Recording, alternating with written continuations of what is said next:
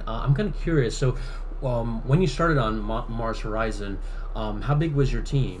Um, so the way we organised, so that I think at that point the company was probably about 15 people, but when we first start with a project, and we've been building our process about how we seed a new project, and you know, as a slight aside, I think this is one of the misconceptions when I talk to people outside other games industry. This is one of the big misconceptions that I most often get is people will say, well, I've got a great idea for a game, and they either don't want to say anything about it, or they're, well, can I just tell you my idea for a game, you make it and we'll split the money. And of course ideas don't really work like that. Sure, you do need a great idea, but the idea you start with and the idea you end up releasing are always really different. And of course a game is not a collection of one idea. A game is hundreds of ideas, and it's all about the implementation. So if you took an example, Dark Souls, and this is an example I like to cite. The idea for Dark Souls is really basic and doesn't sound that fascinating. It's like, oh yeah, it's a third-person combat game that's really difficult and you die a lot. You'd be like, why is that idea particularly interesting? It sounds actually quite awkward.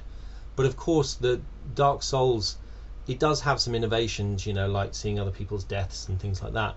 But so much of Dark Souls is built in the craft of the game design, the character design, the weapons, the creatures, but also the feel of the heft of the combat and the way all the combat flows. And that's composed of thousands of little ideas that have been refined and connected in with each other. So excuse my slight aside. So that goes back to when we're starting out with a project idea, we might have a basic idea, which would be like a simulation management game about running a space agency, and that's the start of it. And then what that goes through is a whole series of cycles where we try some ideas out. We might make some prototypes of things, and we certainly did in the case of Mars Horizon. And some of those work, some of them didn't. They get ditched. Also early on is when we first made contact with the space agency, in this case the UK Space Agency.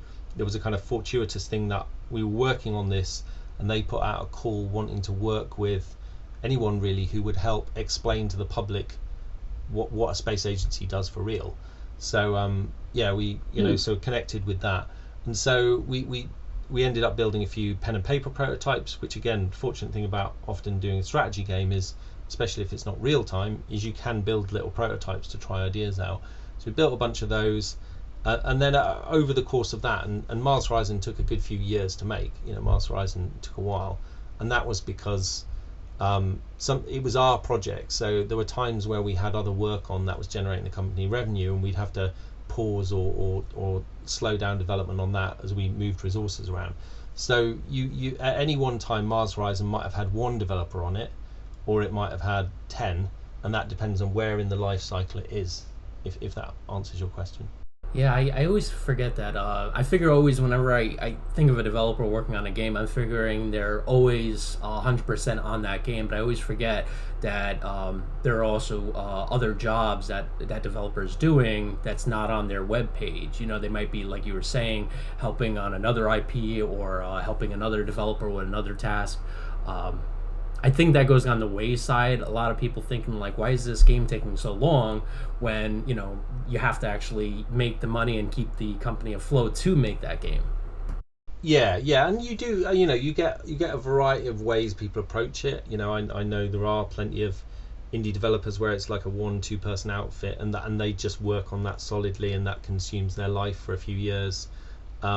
Whereas there's also lots of other people, the kind of commercial reality of it kind of mixes in, and I don't think there's any wrong way to do it. I think providing you're moving forward in the development, providing you're getting there, then that's going to be the right route for you. As I say, I find that the other work we've done, like porting work and other things like that, has actually sharpened our skills. And so when we come back to a project like Mars Horizon, I think we're better developers. And so while it might have slowed down for a while, when we come back onto it, we actually get it done a lot faster, because in the meantime our processes, our kind of overall skill level, the kind of experience of the team has gone up, and so then what you make then gets better.